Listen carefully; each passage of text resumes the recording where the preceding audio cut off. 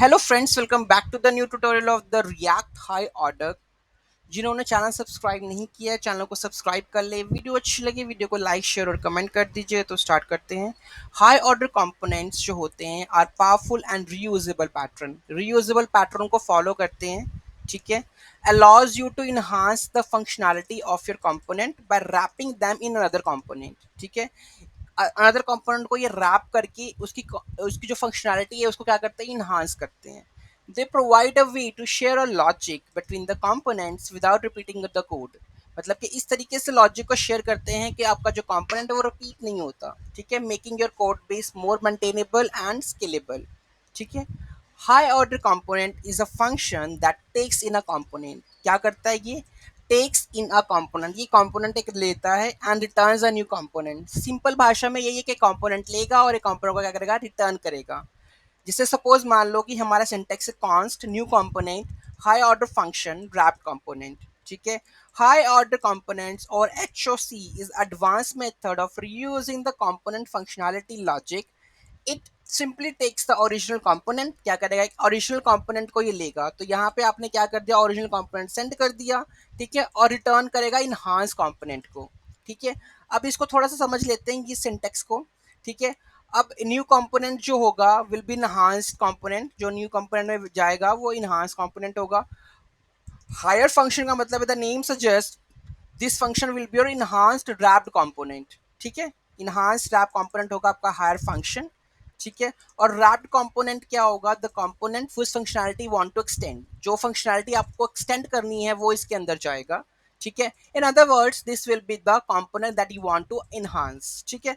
तो simple simple शब्दों में कहा जाए तो ये हायर फंक्शन, ठीक है। इसके अंदर रैप कंपोनेंट जिसकी फंक्शनैलिटी को आपको इनहांस करना है वो कंपोनेंट आप यहाँ से सेंड करोगे, ठीक है। और ये न्यू कंपोनेंट क्या करेगा, आपको इनहांस कंपोनेंट रिटर्न करेगा, ठीक है। ये था इसका मतलब कि रिएक्ट में हाई ऑर्डर कंपोनेंट्स होते क्या हैं। अब एग्जांपल से समझते हैं। अब मैं आपको एग्जांपल क्लियर कर देता हूँ कि दो पर्सन है, पर्सन ए पर्सन बी, ठीक है। दोनों को क्या चाहिए कि मेरे को बटन क्लिक के ऊपर इंक्रीमेंट चाहिए, ठीक है। तो क्या अगर सपोज मान लो पर्सन ए का नाम कुछ और है, पर्सन बी का नाम कुछ और है, ठीक है। तो उस केस में दोनों का लॉजिक क्या है, सेम है कि मैंने इंक्रीमेंट ही करवाना है। तो क्या मैं दो अलग अलग कंपोनेंट बनाऊंगा और उसमें दो अलग अलग लॉजिक, दोनों में लॉजिक सेम है, तो क्या मैं दोनों में लॉजिक अलग अलग लिखूंगा? नहीं। उसको कट ऑफ करने के लिए हम यूज करेंगे हाई ऑर्डर कंपोनेंट। तो देखते हैं कैसे होता है ये, ठीक है। मैंने टोटल वैसे रेडी कर लिया है, अगर आप देख सकते हो कि इंक्रीमेंट वैल्यू, और मैंने यहाँ पे इंक्रीमेंट और डिक्रीमेंट का बनाया है, ठीक है। और लॉजिक एक ही जगह पे लिखा हुआ है और एक ही कंपोनेंट उस दोनों को क्या कर रहे हैं, लॉजिक को शेयर कर रहे हैं, ठीक है। तो देखते हैं। ये है मेरा हाई ऑर्डर, मैंने आपको बताया था हाई ऑर्डर, जिसके अंदर एक रैप कंपोनेंट जाएगा, ठीक है। एक कंपोनेंट लिया इसने। अब इसकी फंक्शनैलिटी, ये लॉजिक वही है, मैंने क्या किया, विद काउंटर लिया है, प्रॉप्स, ठीक है।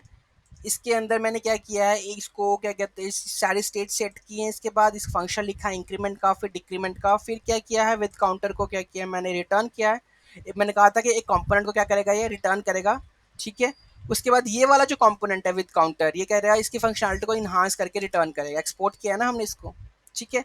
तो यहाँ पे रैप कंपोनेंट यहाँ पे पास करना है और इसके अंदर जो भी आपको प्रॉप्स चाहिए वो पास करने हैं, ताकि जो ये वाला कंपोनेंट है इसको सारे प्रॉप्स अवेलेबल हो जाए, ठीक है। इसको यूज कैसे करना है, अब मेरे पास जो अलग कंपोनेंट है काउंटर कंपोनेंट वाला, ठीक है।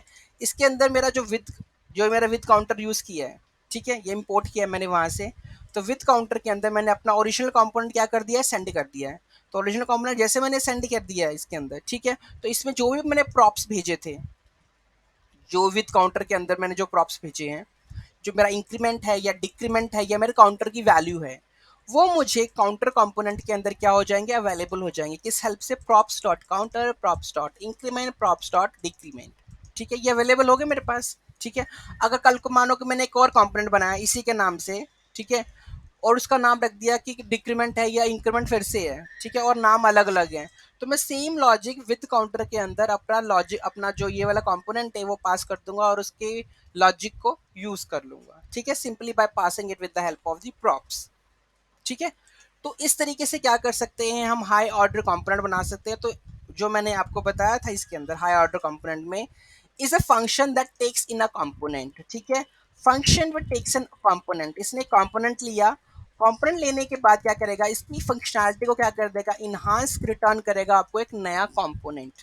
ठीक है, तो आप देख सकते हो नया कंपोनेंट क्या क्या इसने रिटर्न किया है और इसकी इनहांसमेंट रिटर्न की है। ठीक है, तो इस तरीके से आप क्या कर सकते हो, एचओसी का यूज कर सकते हो। इसमें कोई डाउट है, कोई क्वेरी है, let me know in the comment section. इस तरीके से मेरा इंक्रीमेंट भी चल रहा है और डिक्रीमेंट भी चल रहा है। मैंने एक ही लॉजिक यूज किया है और मैंने जो कोड जो है मेरा रियूजेबल हो सकता है बार बार। ठीक है, इसमें कोई डाउट क्वेरी है, let me know in the comment section. Thank you so much for watching this video. Have a great day.